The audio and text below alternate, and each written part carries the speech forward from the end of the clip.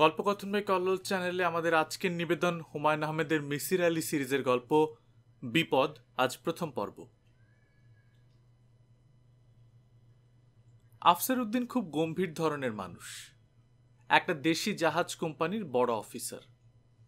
বড় অফিসাররা এমনিতেই গম্ভীর হয়ে থাকেন, ইচ্ছে না করলেও তাদের গম্ভীর থাকতে হয়। আফসার সাহেবের ক্ষেত্রে ব্যাপারটা সেরকম নয়। তিনি এই পৃথিবীতে গাম্ভীর্য নিয়েই জন্মগ্রহণ করেছেন। কঠিন হয়ে থাকতেই তার ভালো লাগে। হাসি তামাশা ঠাট্টা ফাজলামি তার একেবারে সহ্য হয় না। তার কথা হলো, হাসি তামাশায় যদি লোকজন করবে তাহলে কাজ করবে কখন? পৃথিবীটা কোনো নাট্যশালা না যে হাসি তামাশা করে লোক হাসাতে হবে। আফসার সাহেবের দুর্ভাগ্য, তার আশেপাশের মানুষজনের স্বভাব তার স্বভাবের একেবারে উল্টো। তার স্ত্রী মীরা সর্বক্ষণই হাসছেন, কারণে অকারণে হাসছেন। এই তো সেদিন তাদের কাজের ছেলে কুদ্দুস হাত থেকে ফেলে টিপট ভেঙে ফেলল। এই দেখে মীরা ফিক করে হেসে ফেললেন। আফসার সাহেব বললেন, একটা দুর্ঘটনা ঘটেছে, হাত থেকে ফেলে একটা দামি জিনিস ভেঙেছে, এতে হাসির কি হলো? মীরা বললেন, টিপট ভেঙেছে দেখে হাসিনি। টিপট ভাঙার পর কুদ্দুস কেমন হতভম্ব হয়ে ভাঙা পটটার দিকে তাকিয়েছিল, তাই দেখে হেসে ফেললাম। তার মুখের ভঙ্গি দেখে তুমি হেসে ফেললে? হ্যাঁ। দয়া করে আমার সামনেই কাজটা করবে না। হাসতে ইচ্ছা করলে বাথরুমে ঢুকে দরজা বন্ধ করে হাসবে। মীরা আবার হেসে ফেললেন। আফসার সাহেব বললেন, হাসলে যে? তুমি কেমন গম্ভীর মুখে কথা বলছো তাই দেখে। দয়া করে আমার সামনে থেকে যাও। মীরা উঠে চলে যান, তবে হাসতে হাসতে যান। তা দেখেও আফসার সাহেবের গা জ্বালা করে ওঠে। তার দুই মেয়ে সুমি আর রুমিও অবিকল মার মতো দিনরাত হাসছে। তারা মাঝে মাঝে স্কুলের মজার মজার সব ঘটনা বাবাকে বলতে আসে। ঘটনা বলবে কি, বলার আগেই হাসি। আফসার সাহেব শীতল গলায় বলেন, কি বলতে চাচ্ছ ঠিক মতো বলো, এত হাসলে বলবে কি করে? না হাসলে এই ঘটনা বলা যাবে না বাবা। হয়েছে কি, আমাদের ক্লাসে একটা মেয়ে অরুণা, সে করলো কি। চুপ করো, ঘটনাটা শোনো বাবা, ভারী মজার। তারপর অরুণা। Stop stop. অরুণার গল্প আর বলা হয় না। মেয়ে দুটি দুঃখিত হয়, তবে সেই দুঃখ খুব সাময়িক। আবার কোন একটা মজার ঘটনা ঘটে। এক বোন অন্য বোনের গায়ে হাসতে হাসতে গড়িয়ে পড়ে। আজ সোমবার। আফসার সাহেব নাস্তা খেতে বসেছেন। তার দুই মেয়ে রুমি সুমি বসেছে দুপাশে।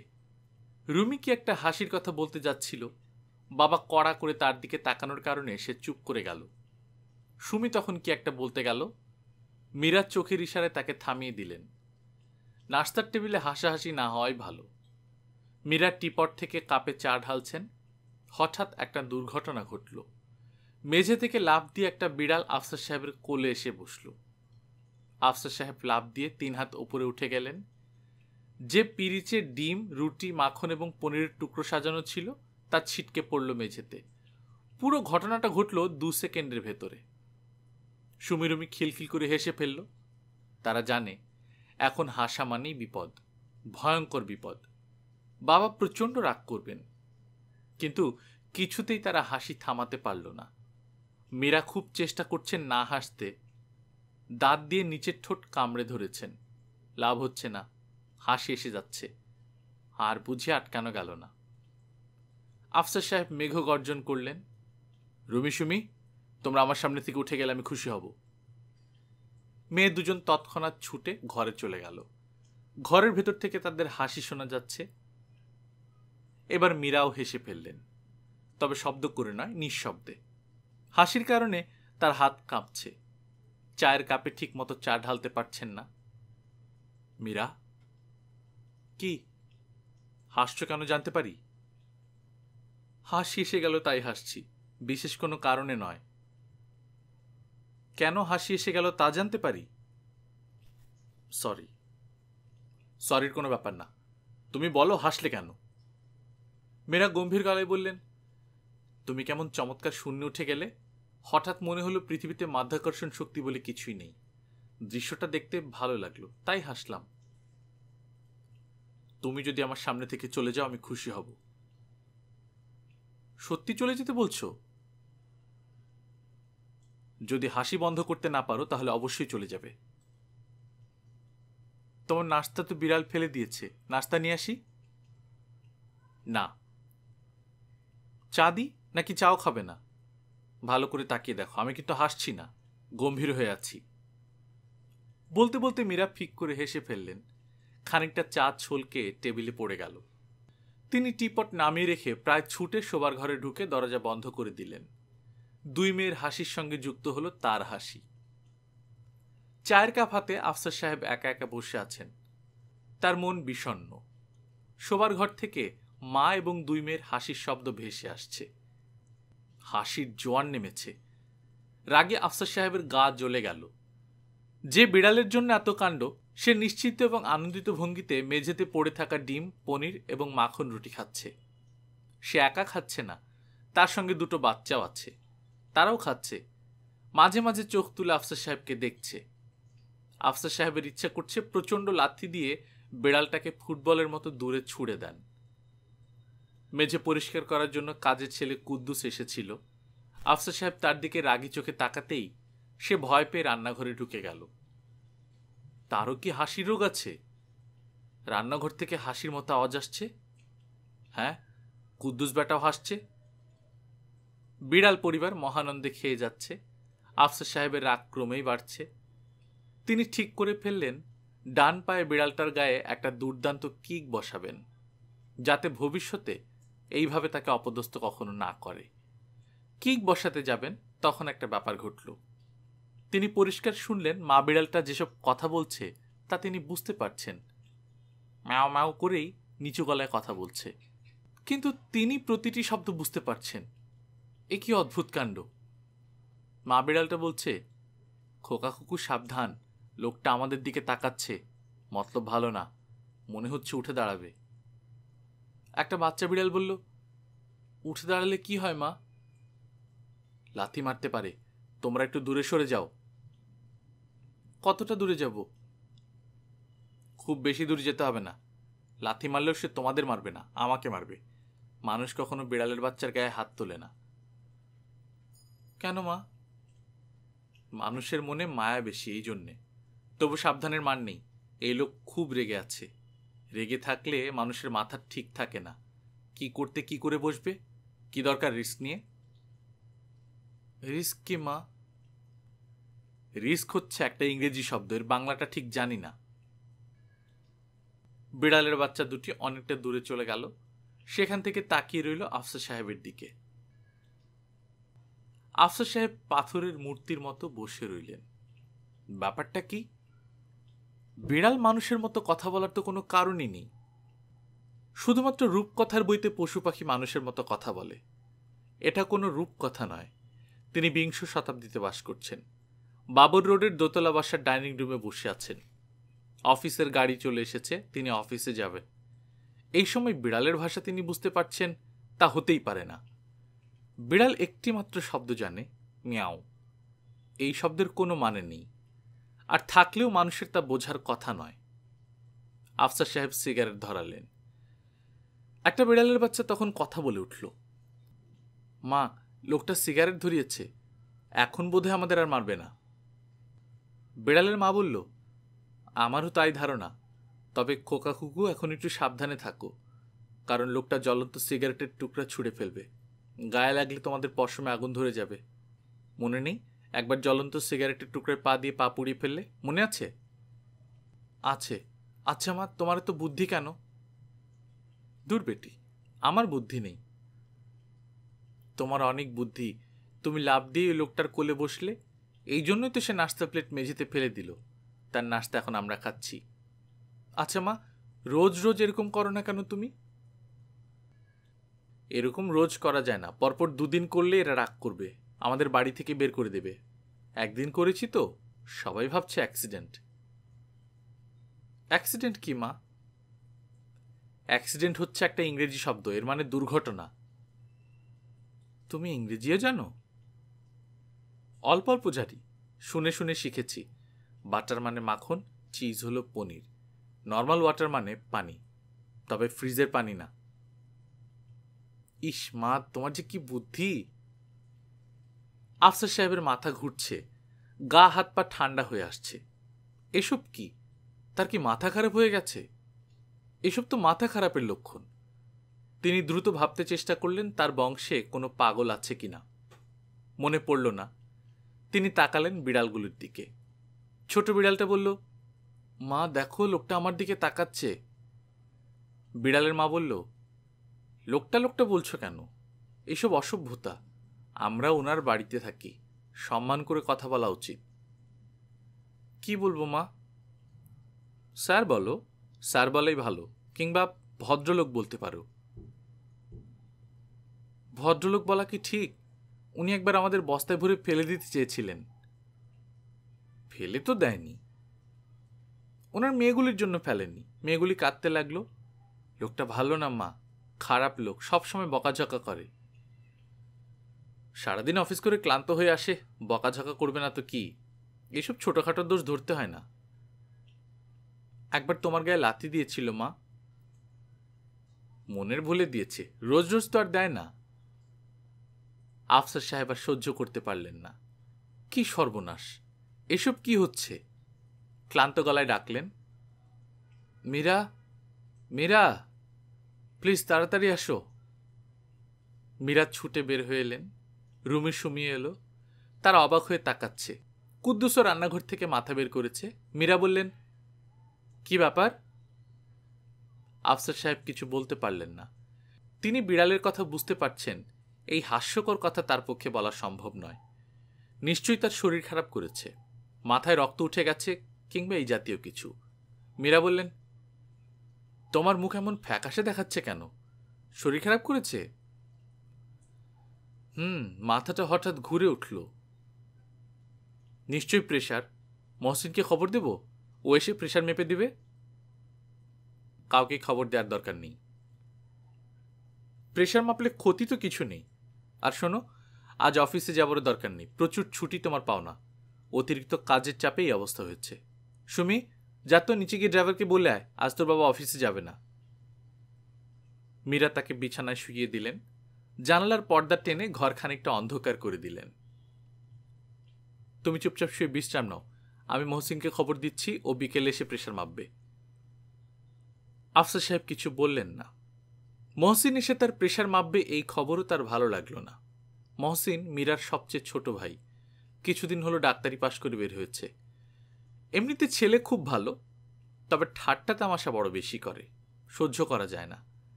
মীরা, কি? মহসিনকে খবর দেওয়ার দরকার নেই। আচ্ছা যাও, খবর দিব না। তুমি একটু বসো তো আমার পাশে। মীরা বসলেন। কপালে হাত দিয়ে স্বামীর গায়ের উত্তাপ দেখলেন। গা ঠান্ডা, জ্বর নেই, কিন্তু চোখ মুখ যেন কেমন দেখাচ্ছে। যে কোনো কারণেই হোক, মানুষটা খুব ভয় পেয়েছে। গলার স্বরও জড়ানো।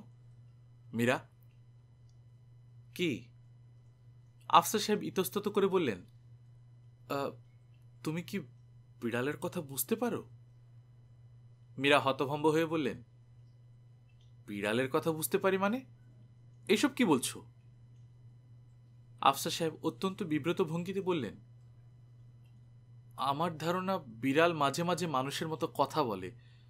মন দিয়ে শুনলে ওদের কথা বোঝা যায়। মীরা বিস্মিত হয়ে বললেন, তুমি ওদের কথা বুঝতে পারছো? হ্যাঁ। বুঝতে পারলে ভালো। এখন ঘুমোতে চেষ্টা করো। আফসার সাহেব চোখ বন্ধ করে শুয়ে রইলেন। রুমি সুমি স্কুলে গেল না। মাঝে মাঝে পা টিপে টিপে এসে বাবাকে দেখে গেল। সুমি বাবার কানে কানে বলল, তোমার কি হয়েছে বাবা? তিনি জবাব দিলেন না। তার কথা বলতে ইচ্ছা করছিল না। মা বিড়ালটা একবার এসে ঘুরে গেল। সে দুঃখিত গলায় তার বাচ্চাদের বলল, বেচারা আজ অফিসে গেল না কেন বুঝতে পারছি না। অসুখ বিসুখ করলো কিনা কে জানে। চারদিকে ইনফ্লুয়েঞ্জা হচ্ছে। বাচ্চারা বলল, ইনফ্লুয়েঞ্জা কি মা? একটা রোগের নাম। এসব তুমি বুঝবে না। সবসময় প্রশ্ন করে বিরক্ত করবে না তো। প্রশ্ন না করলে জানবো কি করে? মা বিড়াল বলল, এখন এই ঘর থেকে চলে যাও। বেচারা ঘুমানোর চেষ্টা করছে, তাকে ঘুমোতে দাও। ইনফ্লুয়েঞ্জা কি তা তো বললে না। বললাম তো ইনফ্লুয়েঞ্জা একটা অসুখের নাম। তখন জ্বর হয়, মাথায় পানি ঢালতে হয়। আমাদের কি ইনফ্লুয়েঞ্জা হয়? না, আমাদের হয় না। আমাদের কি কি অসুখ হয় মা? চুপ করো তো। বেচারাকে কি তোমরা ঘুমোতে দেবে না? আমাদের কি কি অসুখ হয় সেটা যদি না বলো আমরা শিখবো কি করে? বারান্দায় চলো, বারান্দায় বলবো। বিড়াল তার দুটি বাচ্চাকে নিয়ে বের হয়ে গেল। বাচ্চা দুটির যাবার তেমন আগ্রহ ছিল না, বারবার ফিরে তাকাচ্ছিল। আফসার সাহেব সারাদিন বিছানায় শুয়ে রইলেন। তার বুক ধকধক করছে, মাথা ঘুরছে। এ কি সমস্যা? সন্ধ্যাবেলা তার ছোট শ্যালক মহসিন এসে উপস্থিত, সঙ্গে প্রেসার মাপার যন্ত্র। মীরা বলেছিল তাকে খবর দেবে না, কিন্তু খবর দিয়েছে। মীরা কথা রাখেনি। আফসার সাহেব মহসিনকে সহ্যই করতে পারেন না। তাকে দেখা মাত্র তার মাথায় রক্ত উঠে যায়। আজও উঠে গেল। মহসিন দাঁত বের করে বলল, কেমন আছেন দুলা ভাই? তিনি শুকনো গলায় বললেন, ভালো। শুনলাম আজ অফিসে যাননি? শরীরটা ভালো লাগছে না। শুয়ে শুয়ে কি করছেন? কিছু করছি না। বুবু বলছিলেন আপনি নাকি একজন অ্যানিমেল ল্যাঙ্গুয়েজ এক্সপার্ট হয়ে গেছেন, হ্যাঁ? আফসার সাহেবের ইচ্ছে করল ফাজিলটার গালে ঠাস করে একটা চড় বসিয়ে দিতে। অনেক কষ্টে নিজের ইচ্ছে সামলালেন। বিড়ালের সব কথা নাকি বুঝে ফেলছেন। আফসার সাহেব চুপ করে রইলেন। মহসিন বলল, বিড়াল কোন ভাষায় কথা বলে দুলা ভাই? সাধু না চলিত? আমার শরীরটা ভালো লাগছে না, তুমি অন্য ঘরে যাও। রাগ করছেন নাকি? না, রাগ করছি না। তুমি আমাকে একটু একা থাকতে দাও। আগে প্রেশারটা মাপি, তারপর যত ইচ্ছে একা থাকবেন। প্রেশার মাপা হলো, দেখা গেল প্রেশার স্বাভাবিক। মহসিন বলল, আপনার সমস্যা কি জানেন দুলা ভাই? আপনার সমস্যা হচ্ছে গাম্ভীর্য। একটু সহজ হন। স্বাভাবিকভাবে হাসি তামাশায় জীবন পার করার চেষ্টা করুন। দেখবেন বিড়ালের কথা শুনতে পাচ্ছেন না। তুমি যাও তো এই ঘর থেকে। যাচ্ছি, কয়েকটা ঘুমের ট্যাবলেট দিয়ে যাচ্ছি। রাতে দুটো খেয়ে ঘুমোবেন, আপনার ঘুম দরকার। আফসার সাহেব মীরার উপর খুবই রাগ করলেন। মীরা কাজটি ঠিক করেনি। কেন সেই ব্যাপারটা জানাচ্ছে? বিড়ালের কথা বুঝতে পারার পুরো ব্যাপারটা যে হাস্যকর তাকে তিনি বোঝেন না। খুব ভালো বোঝেন। তিনি জানেন তার কোনো সমস্যা হয়েছে, হয়তো মাথা গরম হয়ে আছে কিংবা কানে কোনো সমস্যা হয়েছে। এটা কি লোকজনকে বলে বেড়ানোর মতো ঘটনা? সবকিছু সবাইকে বলতে নেই, এই সাধারণ বুদ্ধি কি মীরার নেই? দেখা গেল সন্ধ্যা নাগাদ লোকজনে বাড়ি ভরে গেল। ঢাকার আত্মীয় স্বজনরা অনেকে এসে গেছেন। সবার মুখে রহস্যময় হাসি। রাগে দুঃখে আফসার সাহেবের চোখে পানি এসে গেল। এমন অবস্থা হবে জানলে তিনি কিছুতেই মীরাকে ব্যাপারটা বলতেন না। আফসার সাহেব সারা রাত জেগে কাটালেন। এক ফোঁটা ঘুম হলো না। তন্দ্রা মতো আসে আর মনে হয় কি ভয়ঙ্কর কাণ্ড ঘটে গেছে। তিনি বিড়ালের কথা বুঝতে পারছেন, আর তখনই তার ঘুম ভেঙে যায়। তিনি ধর্মর করে উঠে বসেন। তার সঙ্গে মীরাও রাত জেগেই কাটালেন। মীরা এক সময় বললেন, এত অস্থির হচ্ছ কেন? যদি বিড়ালের কথা বুঝতে পারো তো পারলে, এতে অসুবিধা তো কিছু হচ্ছে না। আফসার সাহেব বললেন, আমি যে বিড়ালের কথা বুঝতে পারি তা কি তুমি বিশ্বাস করো? হ্যাঁ, করি। না, তুমি করো না। আমাকে সান্ত্বনা দেবার জন্য বলছো। তুমি ঘুমাবার চেষ্টা করো। চেষ্টা করছি, কিন্তু লাভ হচ্ছে না। আমারই কি সর্বনাশ হলো বলো তো? কোনো সর্বনাশ হয়নি, দেখবে কাল ভোরেই সব ঠিক হয়ে গেছে। কিভাবে ঠিক হবে? আমি ব্যবস্থা করব। কি ব্যবস্থা করবে? ভোর হোক, তখন দেখবে। শেষ রাতের দিকে ঠান্ডায় ঠান্ডায় আফসার সাহেব ঘুমিয়ে পড়লেন। ঘুম ভাঙল সকাল 10টায়। বাসা খালি, বাচ্চারা স্কুলে চলে গেছে। মীরা নাস্তা বানিয়ে অপেক্ষা করছেন। আফসার সাহেব হাত মুখ ধুয়ে নাস্তার টেবিলে বসলেন। আশেপাশে বিড়ালগুলিকে দেখতে পেলেন না। খানিকটা নিশ্চিন্ত বোধ করলেন। মীরা বললেন, আজ অফিসে গিয়ে লাভ নেই। রাতে ভালো ঘুম হয়নি, বাসায় থাকো, রেস্ট নাও। আরে না, পরপর দুদিন কামাই দেওয়ার কোনো মানেই হয় না। ভালো কথা, বিড়ালটা কোথায়? জানি না, নিশ্চয়ই আছে কোথাও, বাদ দাও তো। আফসার সাহেব অফিসে চলে গেলেন। অফিসে নানান কাজের সময় কেটে গেল। একটা মিটিং ছিল। মিটিং শেষ করে বাসায় ফিরতে ফিরতে সন্ধ্যা হয়ে গেল। বাসায় ফিরে স্বস্তি বোধ করলেন, বিড়াল নেই। তিনি কিছু জিজ্ঞেস করলেন না, তবে বুঝলেন কুদ্দুসেদের বাসা থেকে তাড়িয়েছে। ভালোই করেছে। অনেকদিন পর আফসার সাহেব সুমিরুমিকে সঙ্গে নিয়ে টিভি দেখলেন। কি একটা ম্যাগাজিন অনুষ্ঠান হচ্ছে। ভয়ঙ্কর রোগা একটা লোক নানান ধরনের আবল তাবল কথা বলে হাসাবার চেষ্টা করছে। আফসার সাহেবের ক্ষমতা থাকলে চর দিয়ে বদমাসটার সব কটা দাঁত ফেলে দিতেন। ক্ষমতা নেই বলেই কিছু করতে পারছেন না। রুমি বলল, লোকটা কিরকম মজা করতে পারে দেখলে বাবা, এমন হাসাতে পারে। তিনি হু জাতীয় শব্দ করলেন এবং ভাব করলেন যেন মজা পাচ্ছেন। রাতে দুই মেয়ে যখন স্কুলে কি সব ঘটনা ঘটছে বলতে শুরু করলো, সেসবও তিনি মন দিয়ে শোনার চেষ্টা করলেন। রাত 10টায় মহসিন টেলিফোন করল। দুলা ভাই ভালো? হ্যাঁ ভালো। বিড়ালের কথা নিশ্চয় আর শোনেননি? না। Very good. রাতে ঘুমোতে যাবার আগে ঘুমের ট্যাবলেট 2টা মনে করে খাবেন। আচ্ছা। এই সঙ্গে আপনাকে একটা ছোট্ট অ্যাডভাইস দিচ্ছি, সবসময় এমন কঠিন কঠিন ভাব করে থাকবেন না তো। রিল্যাক্স করুন, হাসুন, গল্প করুন, সবাইকে নিয়ে কোথাও বেড়াতে যান। কোথায় যাব? কক্সবাজার চলে যান। আসলে আপনার যা হয়েছে তা হলো নার্ভ উত্তেজিত হয়েছে। নার্ভ এক্সাইটেড হলে এসব হতে পারে। রাখি দুলা ভাই। আচ্ছা। রাত 11টার দিকে হাত মুখ ধুয়ে এক গ্লাস গরম দুধ খেয়ে আফসার সাহেব ঘুমোতে গেলেন। ঘুমের ট্যাবলেট খাবার ইচ্ছে ছিল না, এমনিতেই ঘুমে চোখ বন্ধ হয়ে আসছে। তবু 2টা ট্যাবলেট খেলেন। ভালো ঘুম হলো, একটানা ঘুম। ঘুম ভাঙল খুব ভোরে। তিনি শোবার ঘর থেকে বের হয়ে বারান্দায় এসে বেতের চেয়ারে বসলেন। রাতে ভালো ঘুম হওয়ায় শরীরটা ঝরঝরে লাগছে। বারান্দায় বসে সকাল হওয়া দেখতে তার সবসময় ভালো লাগে। এক কাপ চা পেলে ভালো হতো। চা বানানোর কেউ নেই, সবাই ঘুমুচ্ছে। তিনি নিজেই রান্নাঘরে ঢুকে গেলেন। চা বানানো এমন কোনো কঠিন কর্ম না, পানি গরম করতে পারলেই হলো। চায়ের কাপ হাতে আফসার সাহেব চেয়ারে এসে বসলেন। তখনই মা বিড়ালটাকে দেখতে পেলেন। পিলারের আড়ালে চুপচাপ বসে আছে। বাচ্চা দুটিও আছে। হ্যাঁ, তারা কথা বলছে। আফসার সাহেব তাদের প্রতিটি কথাই বুঝতে পারছেন। ছোট বিড়াল বলল, মা দেখো, ভদ্রলোক চা খাচ্ছেন। বললাম না চুপ থাকতে, এত কথা বলছিস কেন? মা, ওনাকে জিজ্ঞেস করো তো আমাদের কেন বস্তায় ভরে ফেলে দিয়ে এলো। আহ, কি যে বোকার মতো কথা বলিস। মানুষ কি আর আমাদের কথা বোঝে? বুঝলে তো সব সমস্যার সমাধানই হতো। মানুষ যদি একবার পশুদের কথা বুঝতো, তাহলে পশুদের আর কোনো দুঃখ থাকতো না। যদি আমাদের কথা বুঝতে পারতো, তাহলে আমি ওনাকে কি বলতাম জানো? কি বলতে? বলতাম, কেন আপনারা আমাদের এমন কষ্ট দিলেন? সারা রাত হেঁটে হেঁটে এসেছি। আমরা তো ছোট, আমাদের বুঝি কষ্ট হয় না? ছোট বিড়াল দুটির একটি শুধু কথা বলছে, অন্যটি শুয়ে আছে। মা বিড়ালটি একটু পরপর জিভ দিয়ে শুয়ে থাকা বাচ্চাটাকে চেটে দিচ্ছে। এই বিড়ালটা খুবই অসুস্থ।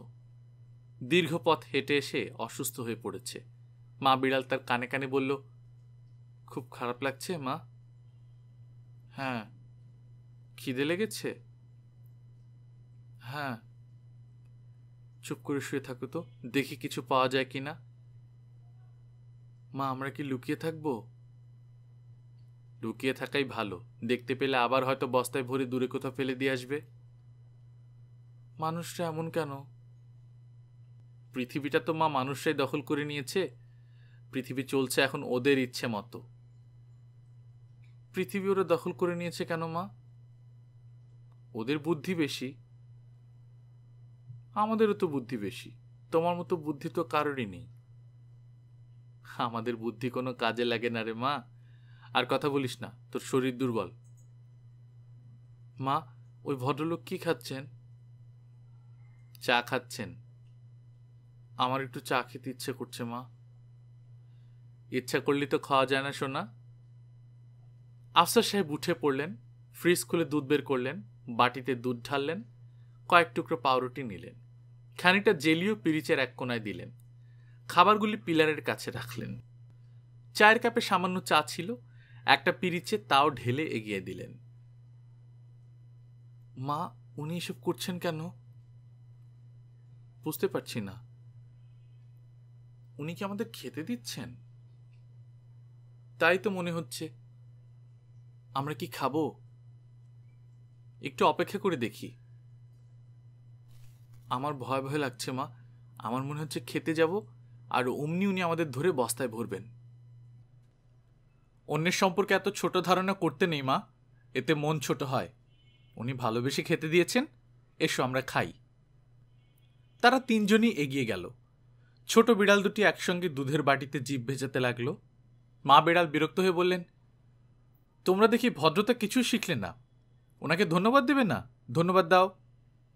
ছোট বিড়াল দুটি একসঙ্গে বলল, ধন্যবাদ। খাওয়া শেষ করে আরেকবার ধন্যবাদ দেবে। আচ্ছা। ছোট বিড়ালটা বলল, পিরিচের গায়ে লাল রঙের এই জিনিসটা কি মা? এর নাম জেলি, রুটি দিয়ে খায়। তোমাদের জেলি খাওয়া ঠিক হবে না। কেন মা? এতে দাঁত খারাপ হয়। এই পর্যায়ে মীরা শোবার ঘর থেকে বের হলেন। অবাক হয়ে তাকিয়ে রইলেন। আফসার সাহেব থমথমে গলায় বললেন, তুমি কি বিড়ালগুলিকে বস্তায় ভরে ফেলে দিতে বলেছিলে? মীরা বললেন, তোমাকে কে বলল? ফেলে দিতে বলেছিলে কি বলনি? হ্যাঁ, বলেছিলাম। খুব অন্যায় করেছ। অন্যায় করব কেন? এর আগেও তো একবার বস্তায় ভরে বিড়াল ফেলা হয়েছে। সেবার তো তুমি ফেলতে বলেছিলে, বলনি? আর ফেলবে না। এদেরকে তুমি খেতে দিয়েছ? হ্যাঁ। তুমি কি এখনো এদের কথা বুঝতে পারছো? পারছি। মীরা দীর্ঘ নিঃশ্বাস ফেলল। তার মনে হলো ব্যাপারটাকে আর অবহেলা করা ঠিক হবে না। কোনো একজন ডাক্তারের কাছে তাকে নিতে হবে, কোনো বড় মনোবিজ্ঞানী যিনি ব্যাপারটা বুঝবেন। নাস্তার টেবিলে মীরা বললেন, আজ সন্ধ্যায় তোমাকে যদি কোনো ডাক্তারের কাছে নিয়ে যেতে চাই, তুমি যাবে? সাইকিয়াট্রিস্টের কাছে? হ্যাঁ। সাইকিয়াট্রিস্টের কাছে কেন যাব? তোমার কি ধারণা আমি পাগল? না, তুমি পাগল নও, আবার ঠিক সুস্থও নও। কোনো সুস্থ মানুষ কখনো বলবে না সে বিড়ালের কথা বুঝতে পারছে। আফসার সাহেব কোনো উত্তর দিলেন না। মীরা বললেন, তুমি অফিসে চলে যাও, ঘরে বসে বসে বিড়ালের কথা শুনলে হবে না। এইসব নিয়ে একেবারেই চিন্তা করবে না। সন্ধ্যাবেলা আমরা বড় একজন ডাক্তারের কাছে যাব। ঠিক আছে, যাব, কিন্তু বিড়ালগুলিকে তুমি তাড়াবে না। দুপুরে আলাদা করে খেতে দেবে, রাতেও খেতে দেবে, মনে থাকে জানো। তোমার কি মনে হয় না তুমি বাড়াবাড়ি করছো? আফসার সাহেব শীতল গলায় বললেন, না, আমি বাড়াবাড়ি করছি না। বলেই তার মনে হলো হয়তো তিনি ঠিক বলছেন না, কিছুটা বাড়াবাড়ি হয়ে যাচ্ছে। এখন তার আচরণ নিশ্চয়ই সহজ স্বাভাবিক মানুষের আচরণ নয়, অস্বাভাবিক একজন মানুষের আচরণ। তাকে যদি কেউ সাইকিয়াট্রিস্টের কাছে নিয়ে যেতে চায়, তাহলে তাকে দোষ দেয়া যাবে না। তিনি ক্লান্ত গলায় বললেন, এ কি সমস্যায় পড়া গেল বলো তো মীরা? মীরা বললেন, সব ঠিক হয়ে যাবে। আফসার সাহেব ছোট্ট করে নিঃশ্বাস ফেললেন। তার কেন জানি মনে হচ্ছে কিছুই ঠিক হবে না। যতই দিন যাবে ততই সব এলোমেলো হয়ে যাবে। পাগলের ডাক্তারদের চেহারায় না হোক, চোখে খানিকটা পাগল পাগল ভাব থাকে। তারা সহজভাবে আলাপ আলোচনা করতে করতে দুম করে কোনো কঠিন কথা বলে সরু চোখে রোগীর দিকে তাকিয়ে থাকে। কথাবার্তা বলতে হয় বিছানায় শুয়ে। একটা ছবি চোখের সামনে ধরে জিজ্ঞেস করে, ছবি দেখে আপনার মনে যা আসছে বলুন তো, কি দেখছেন ছবিতে? পাগলের ডাক্তার বা সাইকিয়াট্রিস্ট সম্বন্ধে আফসার সাহেবের এই ছিল ধারণা। তিনি এমন একজন লোকের সঙ্গে দেখা করবেন, এ জাতীয় মানসিক প্রস্তুতি নিয়ে ঘর থেকে বেরোলেন। যার সঙ্গে দেখা হলো তাকে দেখে মোটামুটি হতাশই হলেন। লুঙ্গি পরা আধবুড়ো একজন লোক, যে দরজা খুলেছে খালি গায়ে এবং তাদের দেখেই ব্যতিব্যস্ত হয়ে শার্ট খুঁজতে শুরু করেছে। আলনায় বেশ কয়েকটা শার্ট এক জায়গায় রাখা। একটা নিতে গিয়ে ভদ্রলোক সব কটা ফেলে দিলেন।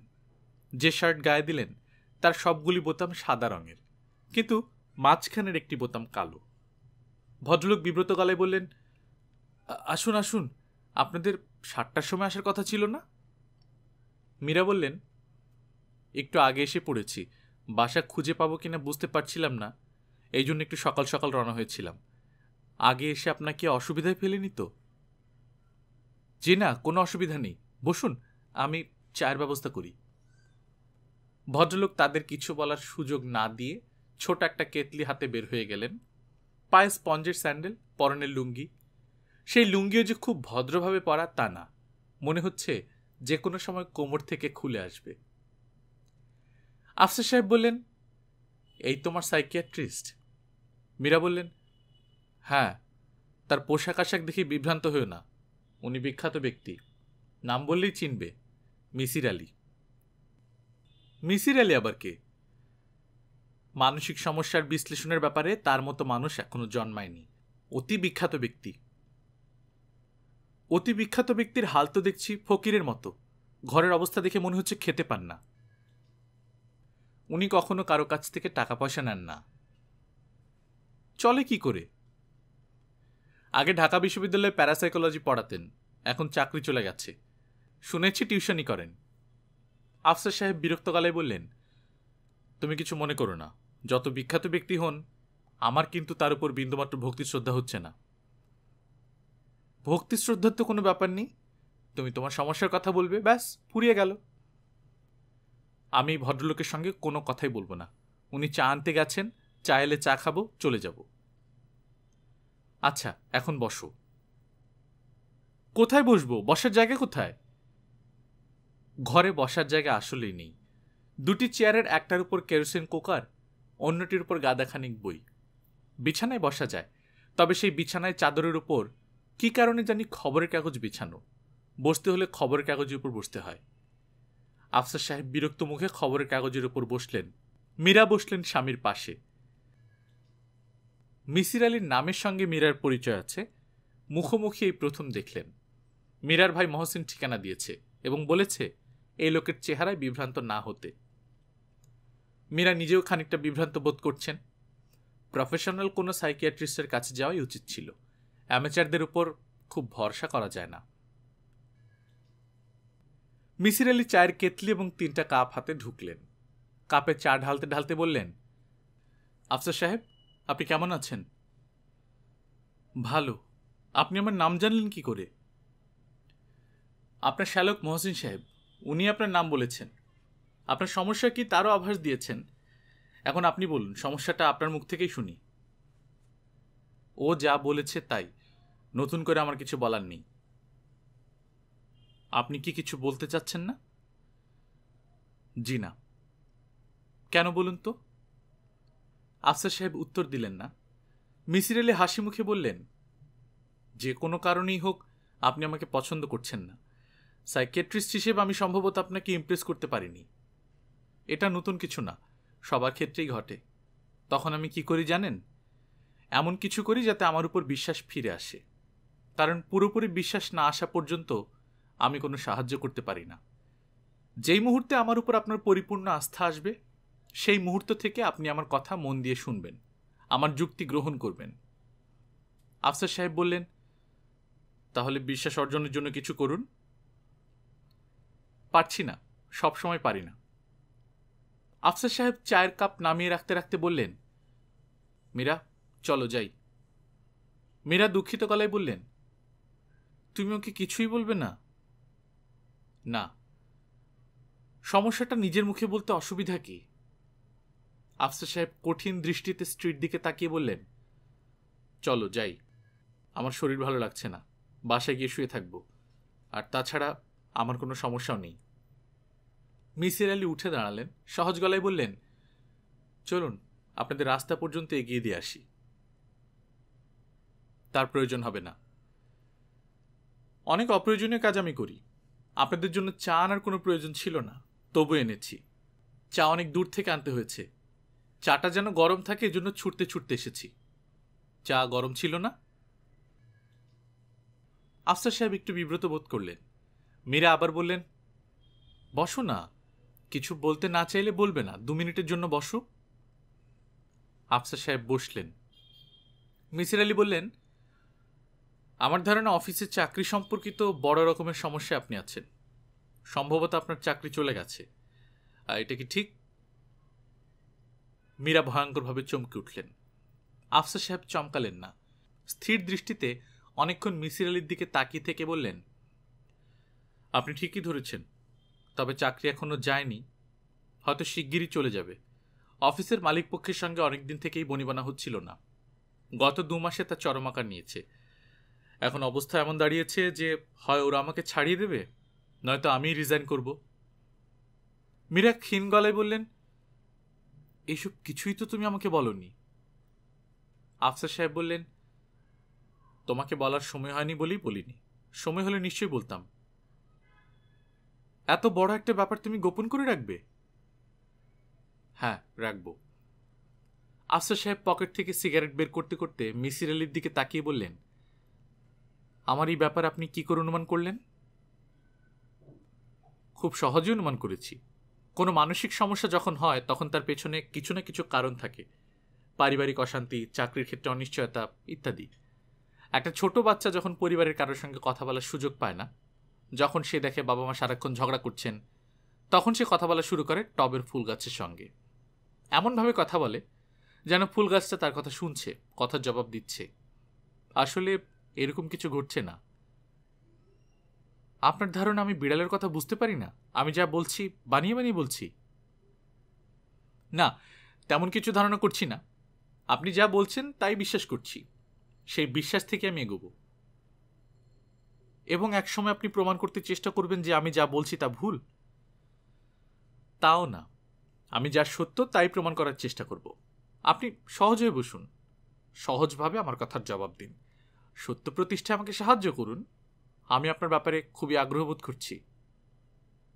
কেন? কারণ আপনি যা বলছেন তা আগে কেউ বলেনি। কিছু কিছু পীর দরবেশের কথা আমরা বইপত্রে পাই, যারা দাবি করতেন পশু পাখির কথা বুঝতে পারেন, কিন্তু সেই দাবির সপক্ষে তেমন কোনো প্রমাণ পাই না।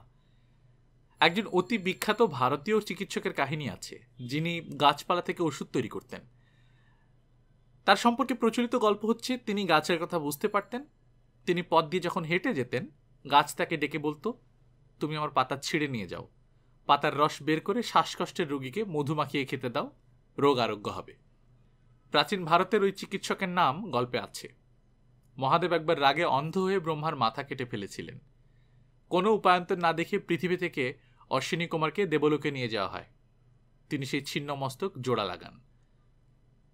আফসার সাহেব বললেন, আমি কি একটা সিগারেট খেতে পারি? অবশ্যই পারেন, ইচ্ছে করলে আপনি আমাকে একটা দিতেও পারেন। আফসার সাহেব সিগারেট ধরিয়ে ধোঁয়া ছাড়তে লাগলেন, তবে মিসির আলীকে সিগারেট দিলেন না। একজন সিগারেট চেয়েছে, তারপরে তাকে দেয়া হচ্ছে না, ব্যাপারটা দৃষ্টিকটু। মিসির আলী বললেন, কি ব্যাপার, সিগারেট দেবেন না, কেড়ে নিতে হবে? আফসার সাহেব বললেন, সরি, এই নিন, বলেই হেসে ফেললেন। মীরা লক্ষ্য করলেন আফসার সাহেব অনেকটা সহজ হয়ে এসেছেন, মুখের কাঠিন্য কমে গেছে। মীরা মিসির আলী নামের লোকটির প্রতি কৃতজ্ঞতা বোধ করলেন। এই লোক আর কিছু পারুন না পারুন, তার স্বামীর প্রাথমিক কাঠিন্য ভেঙে দিয়েছেন, এটি কম কথা নয়। তাছাড়া লোকটির কথা বলার ভঙ্গিও তার ভালো লাগছে। কথাবার্তায় কোনো সবজান্তা ভঙ্গি নেই, পা উঠিয়ে ছেলে মানুষের মতো বসে আছেন। কথা বলার সময় হাত নাড়ছেন। তার সামনে রাখা চায়ের কাপে এক ফোঁটা চাও নেই। অনেক আগেই চায়ের শেষ বিন্দুটিও তিনি শেষ করেছেন, অথচ বেচারার সেটা খেয়াল নেই। খালি চায়ের কাপে ক্রমাগত চুমুক দিচ্ছেন। মাঝে মাঝে চুমুক দেওয়ার আগে চায়ের কাপে ফুঁ দিচ্ছেন, ভাবটা এমন যে গরম চা ফুঁ দিয়ে ঠান্ডা করে খেতে হচ্ছে। মিসির আলী খাট থেকে নামতে নামতে বললেন, আফসার সাহেব, আমি ছোট একটা ক্যাসেট প্লেয়ার জোগাড় করেছি, সেখানে বিড়ালের কথা টেপ করা আছে। আপনাকে তা শোনাবো এবং আপনি বলবেন বিড়াল কি বলছে। পারবেন না? অবশ্যই পারবো।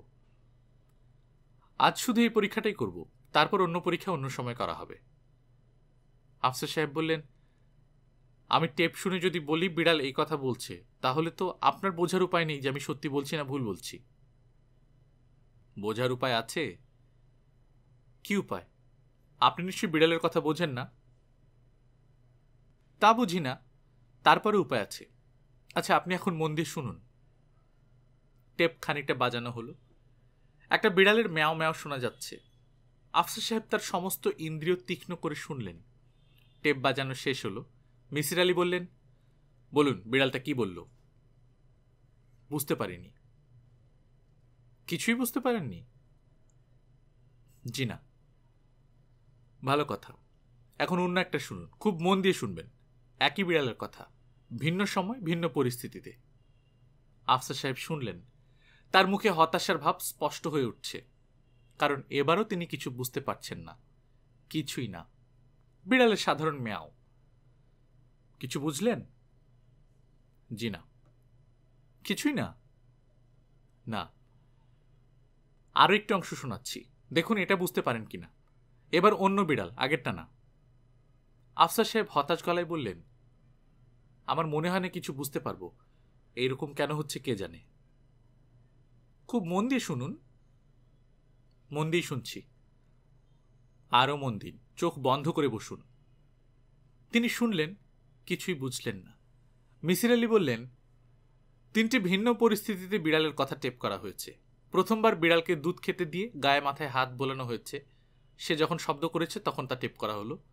দ্বিতীয়বার তাকে একটা সুচালো কাঠি দিয়ে খোঁচা দেওয়া হচ্ছিল। আর তৃতীয়বারে অন্য একটি বিড়ালকে ভয় দেখানো হচ্ছিল। আফসার সাহেব বিষণ্ণ গলায় বললেন, আপনি নিশ্চয়ই আমার কথা পুরোপুরি অবিশ্বাস করছেন। ধরেই নিয়েছেন আমি মিথ্যা করে বলছি বিড়ালের কথা বুঝতে পারি। দেখুন, আমি এত দ্রুত এবং এত সহজে কোনো সিদ্ধান্তে আসি না। আমি এখনো ধরে নিচ্ছি আপনি বিড়ালের সব কথা বুঝতে পারেন।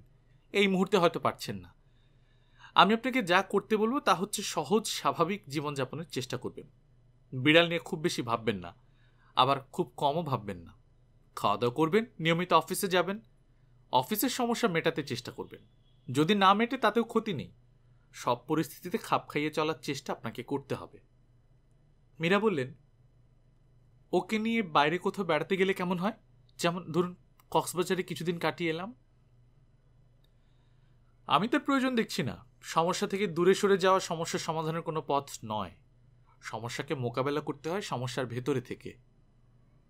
আফসার সাহেব বললেন, আমরা কি এখন উঠব? জি, নিশ্চয়ই উঠবেন।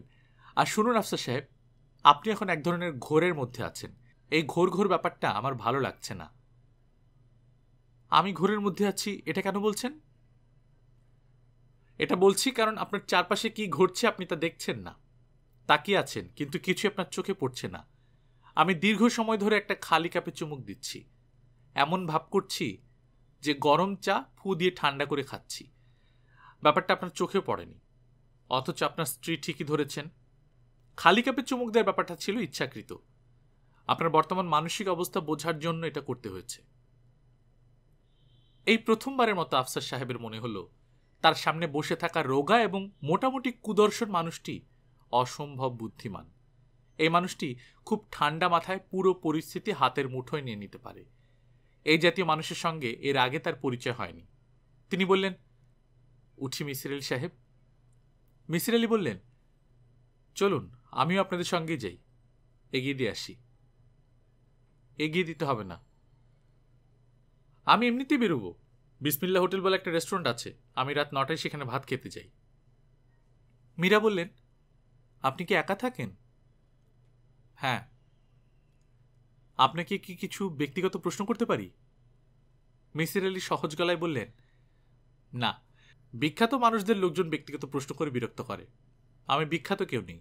আমার ব্যক্তি জীবন এতটাই সাধারণ যে প্রশ্ন করার কিছুই নেই। আফসার সাহেব হঠাৎ প্রায় সবাইকে চমকে দিয়ে বললেন, আমাকে একটু সাহায্য করুন প্লিজ, আমি জানি আপনি পারবেন। আফসার সাহেব 3 দিন পর অফিসে এসেছেন। এই 3 দিনে অনেক কাগজপত্র তার টেবিলে জমা থাকার কথা। তিনি টেবিলে কোনো কাগজপত্র দেখলেন না। এটাকে মোটামুটি অস্বাভাবিক ব্যাপার বলা যেতে পারে। তার মনে একটা ক্ষীণ সন্দেহ হলো। সেই সন্দেহ নিজের মনেই চেপে রাখলেন। অফিসে তার চেয়ারে বসার পরপর তিনি দুধ ছাড়া 1 কাপ চা খান। এই চা তার বেয়ারা নাজিম বানিয়ে দেয়। পানি গরম করাই থাকে। তিনি অফিসে ঢোকা মাত্র কাপে টি ব্যাগ দিয়ে তার কাছে নিয়ে আসা হয়। অপ্রয়োজনীয় কোনো কথা তিনি নাজিমের সঙ্গে বলেন না।